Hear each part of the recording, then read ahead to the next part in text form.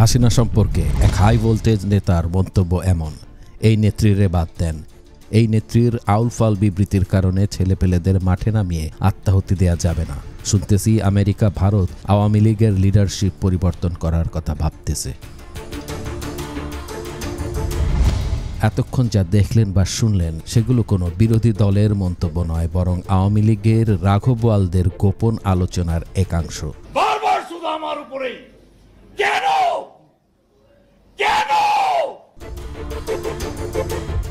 মন্তব্যটি করেছেন সাবেক মেয়র সাইদ খোকন। ব্যক্তিগত তথ্য ফাঁসের যে সংস্কৃতি আওয়ামী লীগ রেখে গিয়েছিল, সে সংস্কৃতি অনুসরণ করেই ফাঁস হচ্ছে আওয়ামী লীগের একের পর এক গোপন তথ্য।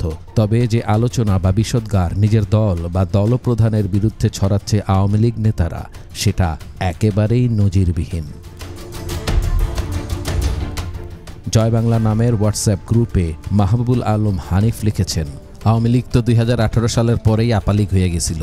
আওয়ামী লীগ ছিল নাকি এরপর? যারে তারে ধৈরা পলিটিশিয়ান বানাইছে, এমপি বানাইছে। যদি ভাবেন আলাপ এখানেই শেষ, তাহলে ভুল। ক্যাসিনো কিং খ্যাত সম্রাটও আলোচনায় অংশ নিয়ে আক্ষেপের সাথেই লিখেছেন, আপাতত দেশ ছাইরা দিল্লি ভালোই আছে, এখন আন্দোলনের ডাক দিয়া নেতাকর্মীদের বিপদে ফেলতেছে। আবার আপার ছোট বোন শেখ রেহানার বিষয়ে আওয়ামী লীগের আরেক নেতা সাইফুজ্জামান শেখর লিখেছেন, ছোট আপারে তো দেখলাম লন্ডনে হাসি মুখে কফি খাচ্ছে, দেশে মৃত্যুর মুখে আছে আমাদের তৃণমূলের নেতাকর্মীরা। এভাবে তো হতে পারে না।